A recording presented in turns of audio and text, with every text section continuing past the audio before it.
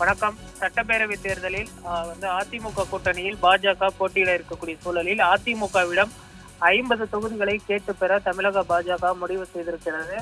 கடந்த லோக்சபா தேர்தலில் தனி அணி அமைத்து போட்டியிட்ட பாஜக 18% ஓட்டுகளை பெற்றது.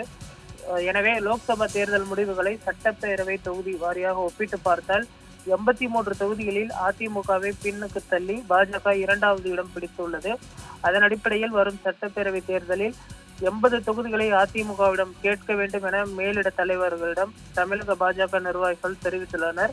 சென்னையில் அதிமுக பொதுச் செயலாளர் பழனிசாமியை தமிழக பாஜக தலைவர் நயினார் நாகேந்திரன் சில தினங்களுக்கு முன்பு சந்தித்து பேச்சுவார்த்தை நடத்தினார்.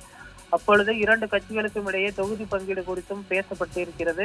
கூட்டணியில் அதிமுக போட்டியிடும் தொகுதிகளின் எண்ணிக்கை, கூட்டணி கட்சிகளுக்கு ஒதுக்கும் தொகுதிகள் தொடர்பாகவும் 2 தரப்பும் பேசியிருக்கிறது. அதன் அடிப்படையில் பாஜக எதிர்பார்க்கும் தொகுதிகளை ஒதுக்க அதிமுக விரும்பவில்லை என தெரிகிறது. குறிப்பாக சென்னையில் 16 சட்டப்பேரவை தொகுதிகள் இருக்கக்கூடிய நிலையில் அதில் 8 தொகுதிகளில் போட்டியிட பாஜக விருப்பம் தெரிவித்திருக்கிறது. இதில் விருகம்பாக்கம், வேளச்சேரி, மயிலாப்பூர் உள்ளிட்ட முக்கிய தொகுதிகளை கேட்பதனால் தற்பொழுது அதிமுக அதிர்ச்சி அடைந்திருக்கிறது.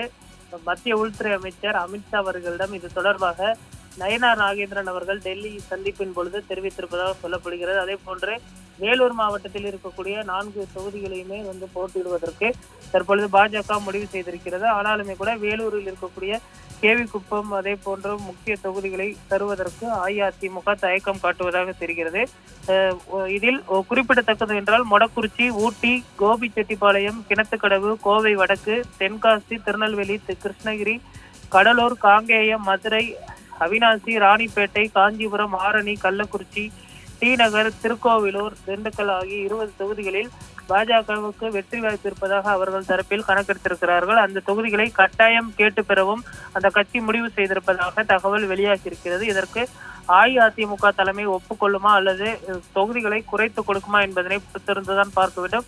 மேலும் ஒரு சில கட்சிகள் கூட்டணிக்குள் இணையலாம் என எதிர்பார்க்கக்கூடிய நிலையில் அதிமுகவிடம் பாஜக 50 தொகுதிகளை தற்பொழுதே கேட்டிருப்பது பார்த்தோம்னால் எடப்பாடி பழனிசாமி அவர்களை அதிர்ச்சிக்குள்ளாக்கி இருக்கிறது.